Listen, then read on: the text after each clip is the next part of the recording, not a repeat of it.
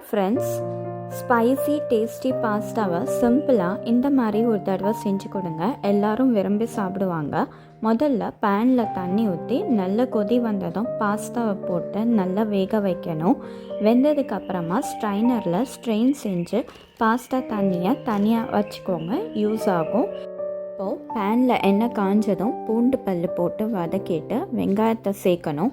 வெங்காயம் light brown ஆகும்போது அரைச்ச தக்காளியை சேர்த்து நல்லா குக் செய்யணும்.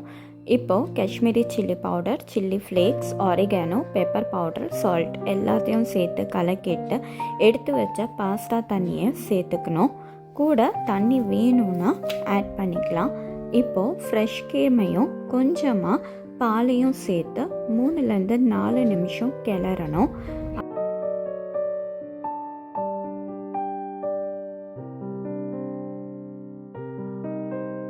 அடுத்து பாஸ்தாவை சேர்த்து நல்லா கிளறி விட்டு ஒரு 5 நிமிஷம் குக் செய்யணும்.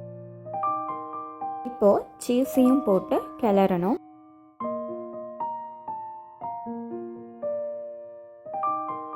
கடைசியாக இறக்கி விடும்போது கார்னிஷிங்க்கு கொஞ்சமாக ஆரிகனோ, சில்லி ஃப்ளேக்ஸ், சீஸ் போட்டால் அவ்வளோதான், சூப்பரான டேஸ்டியான ஸ்பைசியான சீஸி பாஸ்தா ரெடி. நீங்களும் இதே மாதிரி செஞ்சு பாருங்கள். கமெண்ட் பண்ணுங்கள். இந்த சேனலை சப்ஸ்கிரைப் பண்ணுங்கள், லைக் பண்ணுங்கள், ஷேர் பண்ணுங்கள்.